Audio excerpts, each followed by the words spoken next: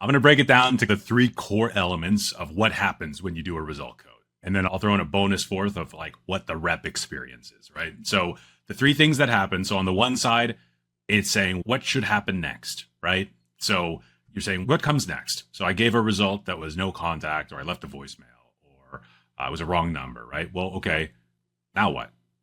So if I left a voicemail or it was no contact, it might be queue it up in an hour, queue it up in 6 hours, queue it up again in a day, in a week, in a month, in 3 weeks, whatever. The second thing is the automation piece, and the automation touches a lot of things. So at the same time of saying, well, when should we see it again? Do we see it again? We're also changing the stage or the status of the record, right? We can be updating different criteria on the record, maybe shifting what bucket it's in, what segment it's in. Maybe this now kicks it from our A tier, new, fresh, hot into like aged leads, or whatever the shift is. It's shifting what's happening within Vanillasoft. The other automations it's doing is outreach, to your point, Paul, where that could be teeing up my follow-up email. It could be sending the SMS I need to send. Obviously, if you're doing things like booking an appointment or something like that, it'll send you the calendar invite. It'll send you the reminder by email, 6 hours before. It can send you an SMS reminder half an hour before. All that stuff can be automated. So it's automating the non-voice-based outreach, basically, right? Any type of outreach you want to do can be automated.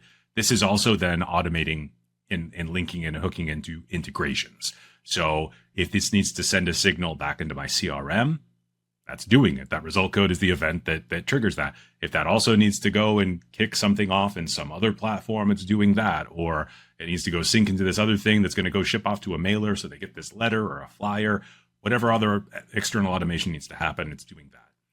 The third thing that it does natively is it's logging what just occurred, right? So it's not just what happened next, but what just happened.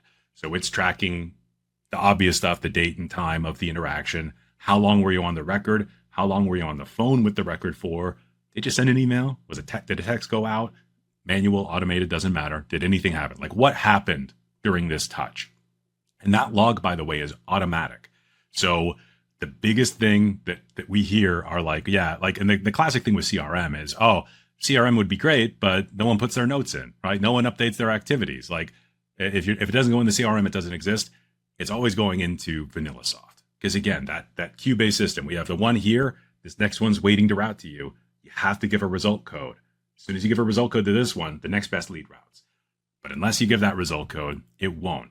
So this is the bonus fourth thing. If you're the sales rep, it's almost like a Pavlovian-esque deal where I result the record, I get a new one.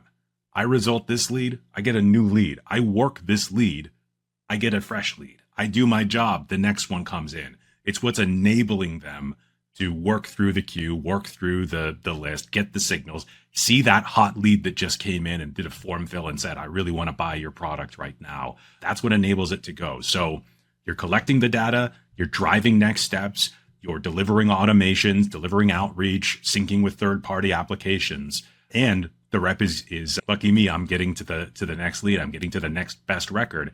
And that's all happening